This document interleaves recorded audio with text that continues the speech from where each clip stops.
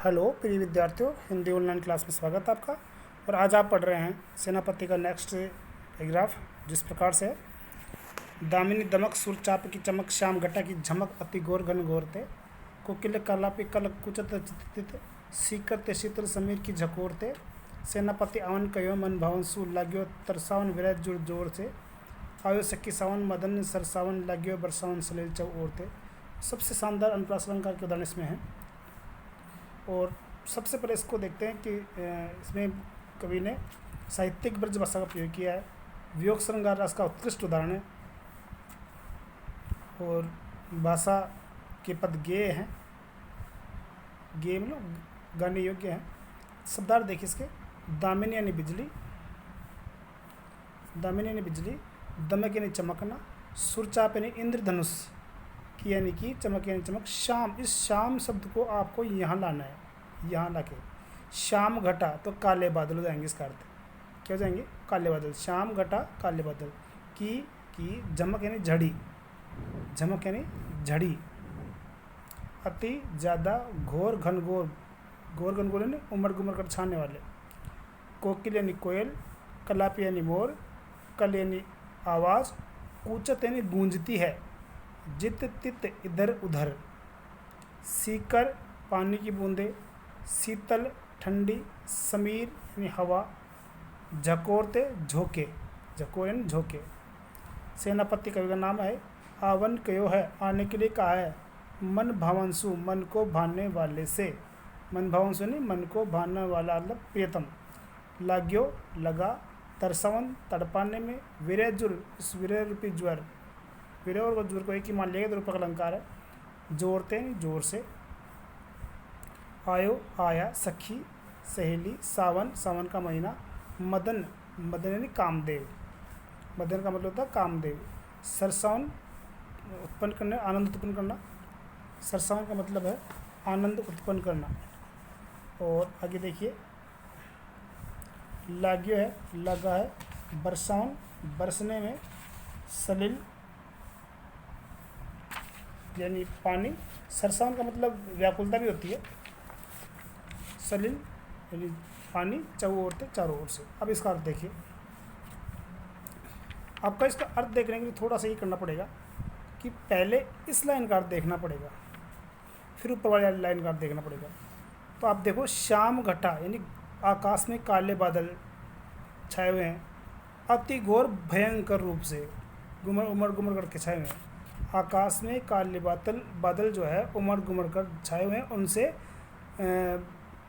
बरसात की झड़ी लगी हुई है। वापस समझो दूसरी तरीके से कैसे। देखो, आपको ये करना है कि शाम को तो यहाँ से काटना और यहाँ जोड़ना है। ठीक है साहब, शाम जोड़ दिया पढ़ने। अब सबसे पहले ऊपर वाली लाइन से पहले पहले इसका अर्थ देखना है, पहले इसका अर्थ समझेंगे अपन। अति घोर घन घोरते, अति यानी ज़्यादा, घोर घन घोर यानी उमड़ गुमड़ करके, अर्थात आकाश में जो बादल है वो उमड़ गुमड़ करके छाए हुए हैं। श्याम घटा की चमक और उन काले बादलों से बरसात की झड़ी लगी हुई है। श्याम घटा काले बादल की झमक झड़ी, उनसे बरसात की झड़ी लगी हुई है। अर्थात आकाश में घनघोर घटाएं छाई हुई है, उनसे काले बादलों से बरसात की झड़ी लगी हुई है। उसके बाद प्रवण देखेंगे, दामिनी दमक और आकाश में बिजली चमक रही है।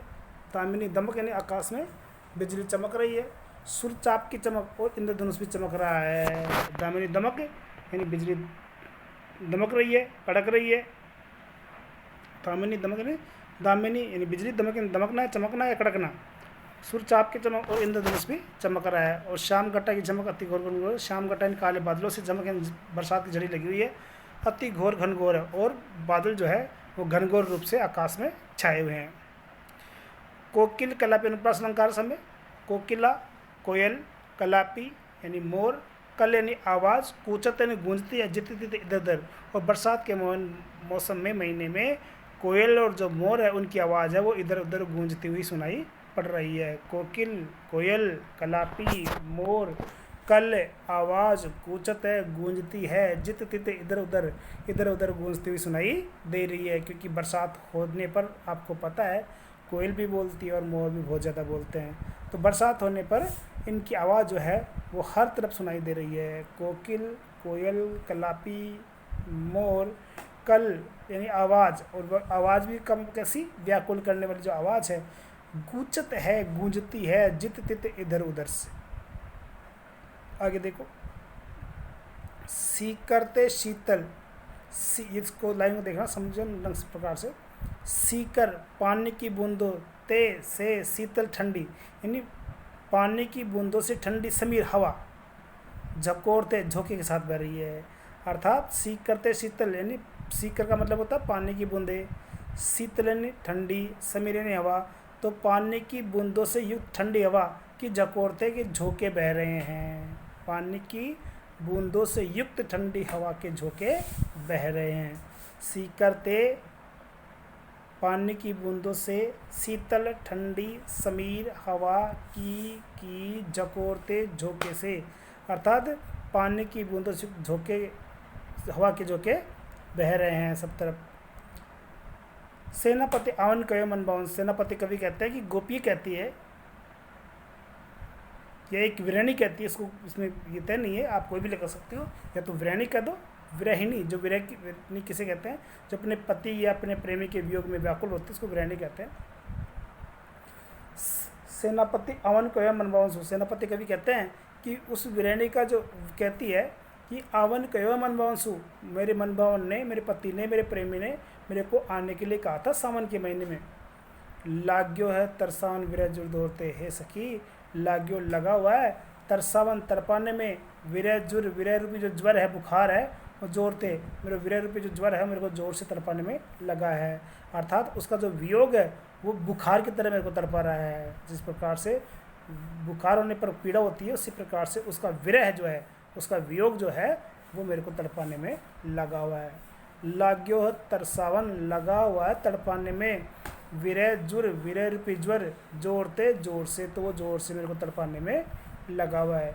आयो सखी सावन, हे सखी सावन का महीना आ गया, आयो आ गया, सखी सहेली, सावन सावन का महीना, हे सखी सावन का महीना आ गया।